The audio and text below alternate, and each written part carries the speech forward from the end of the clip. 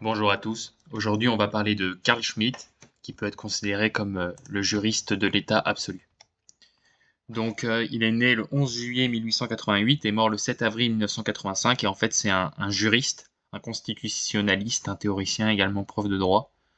C'est aussi un philosophe allemand qui est de confession catholique. Et il s'est engagé dans le parti nazi en 1933 et il en a été écarté en 1936.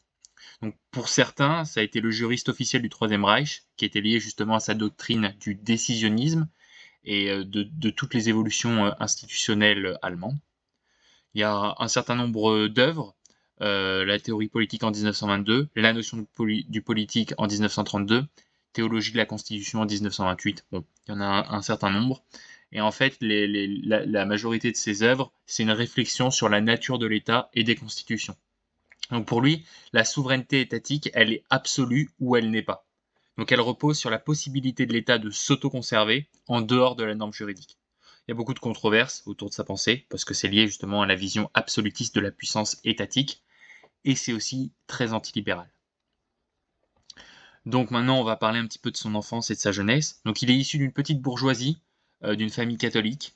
Il voit dans sa jeunesse le catholicisme subir une triple pression à la fois confessionnelle, liée au protestantisme de l'époque, anti-religieuse de la part des libéraux et aussi anti-romaine de la part du pangermanisme. Donc il souhaite étudier la philosophie, mais sous conseil de son oncle, en fait, il commence des études de droit, ce qui était assez rare du point de vue de ses origines modestes. Il a eu un doctorat en 1910 euh, sous le thème de la punition et la culpabilité.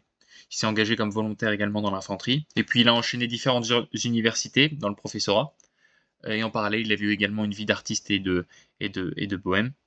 Quelques tentatives littéraires, voilà, il s'est lié également d'amitié avec un des pères du dadaïsme, et voilà, il y a quand même un certain succès dans ses premières œuvres, en particulier grâce à la pertinence de son style. Et en tout cas, voilà, progressivement, il a un intérêt croissant pour les termes du droit canon. Donc maintenant, on va un petit peu plus parler du parcours et de ses idées. On va commencer par de 1920 à 1936. Donc Carl Schmitt, c'est donc un juriste majeur de la République de Weimar, donc 1919-1933. Sa pensée politique, elle se développe principalement entre 1920 et 1932, et il travaille sur la constitution de Weimar, en particulier l'article 48, qui est lié au pouvoir exceptionnel du président. Donc il est vraiment défenseur d'un État fort qui est dirigé par un homme fort en période de crise. Il est hostile au libéralisme bourgeois, qu'il voit comme inefficace, qu'il appelle la classe discutante. Et du coup, il propose une démocratie plébiscitaire, où les décisions sont prises par un leader, mais validées par un peuple homogène. Donc il rejette la démocratie parlementaire au profit justement d'une dictature légitime en période d'exception. Donc ces théories clés qu'on verra un peu plus tard, c'est la politique se définit par la distinction ami-ennemi, elle est fondée sur la décision et pas sur le débat. Et donc voilà, il a créé toute une théorie de la Constitution en 1928. Et il défend vraiment un noyau intouchable de la Constitution au-delà de toutes les majorités parlementaires. Donc, il a eu des relations intellectuelles et controverses également avec Hans Kelsen, qui est le fondateur du positivisme juridique sur la question du contrôle de la constitutionnalité. Il était en opposition avec des juristes sociodémocrates comme Hermann Heller ou Rudolf Sment. Il participait au Medenstreit, il a fait un certain nombre de débats sur les méthodes en droit constitutionnel. En tout cas, voilà, il défend vraiment un État fort qui est associé à une économie libre où on sépare les fonctions régaliennes et économiques. Donc il dépolitise certains secteurs comme les transports par exemple ou les médias. Et il analyse concernant le fascisme, il analyse le fascisme italien comme un modèle d'État autoritaire qui n'est pas totalitaire. Donc il est vraiment fasciné par la marche sur Rome, mais il critique aussi tous les relents un petit peu libéraux, trop libéraux du fascisme. Pour lui, le fascisme, il rompt avec les illusions du parlementarisme parce que ça donne une réponse à la démocratie de masse. Donc voilà, en tout cas, la position sur le vote et la démocratie, c'est qu'il rejette l'idée que le vote à bulletin secret soit la base de la démocratie, et aujourd'hui on en entend beaucoup parler. Et pour lui, justement, ce vote, ça encourage l'individualisme au détriment de l'unité nationale. Pour lui, seul le fascisme et le communisme, ça rompt avec le vieux modèle libéral qui propose une nouvelle conception de l'État. Donc ensuite, à partir de 1933, il a adhéré au nazisme, en particulier après la loi sur les pleins pouvoirs. il a rejoint ce parti-là. Il en est devenu conseiller d'État prussien en étant président de l'Union des juristes nazis. Et il voit dans cette théorie justement une base idéologique du régime. Donc, il y a eu un engagement dans le sens où c'était une continuité idéologique, en particulier liée à son anti-libéralisme et son autoritarisme.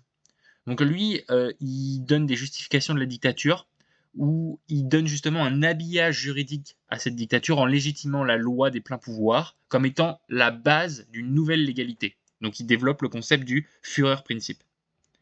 Opposition interne, en 1936, il y a la SS qui le critique justement pour opportunisme et manque de sincérité antisémite, ce qui affaiblit son rôle officiel, mais il conserve quand même certains postes grâce à Göring.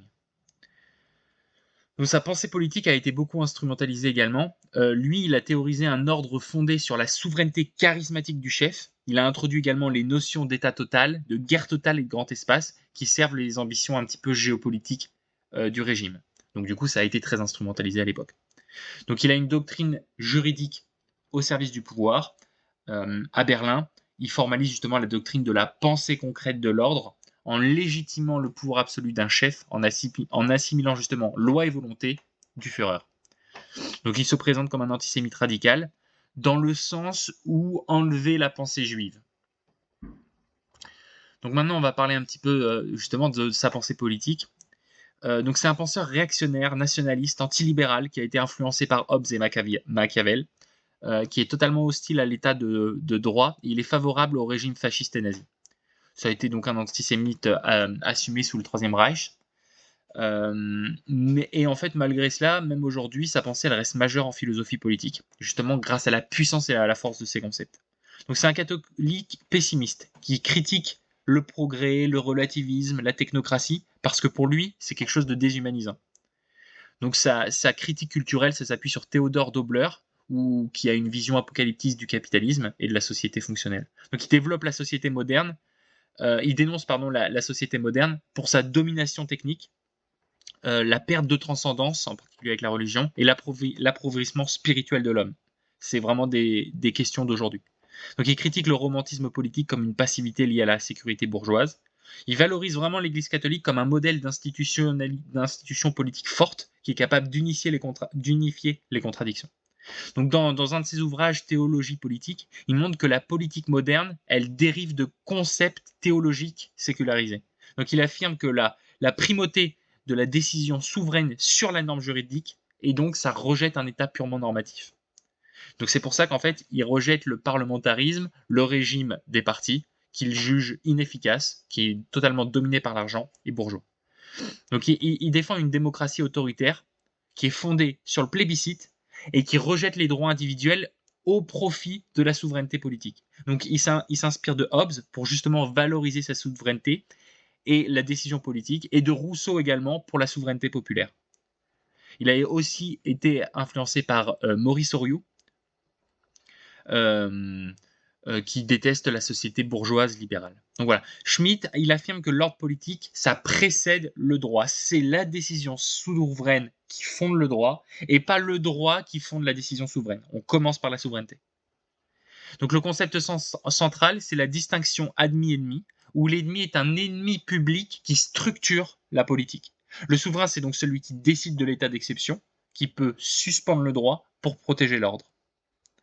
Donc il rejette vraiment le libéralisme, notamment les idées de droit naturel et les idées de droit de l'homme universel qu'il considère comme étant abstraits.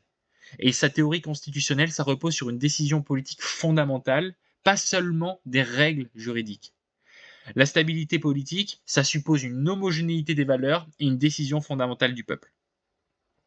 Donc pour lui, la guerre, c'est l'acte politique par excellence. C'est justement ce qui manifeste l'opposition ami-ennemi. Un État pacifique perd sa nature politique. Donc l'ordre politique, il n'a pas besoin d'être justifié par des valeurs universelles, mais par son existence concrète. Donc sa pensée favorise une dérive autoritaire, ce qui explique justement son accueil plutôt favorable dans le national-socialisme. Donc pour lui, la démocratie signifie l'identité entre gouvernants et gouvernés, et ça implique une homogénéité culturelle, spirituelle et politique. Donc sans homogénéité, la démocratie doit passer par la représentation.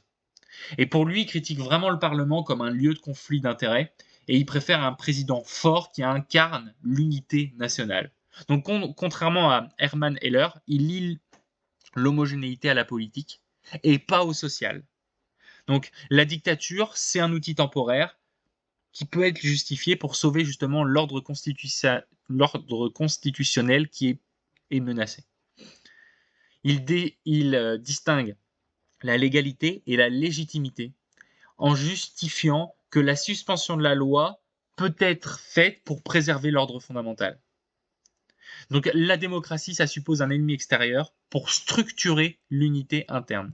Et l'ordre international, justement, naît de la guerre. La paix authentique, elle s'appuie sur un nouvel ordre entre des peuples souverains. Donc il critique la société des nations comme une fausse paix qui masque la guerre par des moyens juridiques. Le concept d'ennemi absolu désigne celui qui nie l'humanité de l'adversaire, qui rend donc la guerre inhumaine et sans limite. Donc il oppose la paix réelle, qui est issue d'un conflit structurant, au pacifisme qui masque des rapports de force sans véritable ordre. Donc Schmitt, il constate qu'il y a la fin de l'ère des États-nations aussi souverains, totalement d'actualité aujourd'hui, qui perdent leur monopole de la guerre et de leur statut juridique. Donc la guerre, elle devient totale, idéologique, globale, sans règles conventionnelles.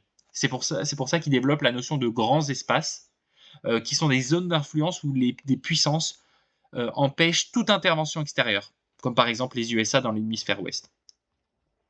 Donc le nouveau sujet du droit international, c'est plus l'État-nation, mais c'est la puissante dirigeante qui est ancrée dans l'histoire, dans la culture et dans le sol.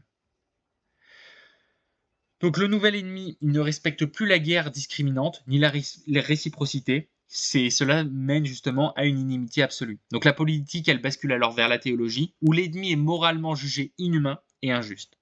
Et donc dans le Nomos de la Terre en 1950, il définit le Nomos comme étant un ordre spatial qui fonde toute l'égalité internationale. Et donc il envisage 3 futurs possibles. Soit la domination mondiale unique, qu'il rejette, soit le retour au système westphalien, qui est probablement très improbable, ou alors un monde multipolaire de grands espaces autonomes. Et c'est celui qu'il préfère. Donc il rejette l'universalisme juridique abstrait, estimant que le droit doit émerger d'un ordre concret, territorial et historique. Pour lui, seule une guerre mondiale peut fonder un nouveau nomos en réorganisant les rapports de force et les espaces d'influence. C'est pour moi un penseur vraiment d'actualité aujourd'hui.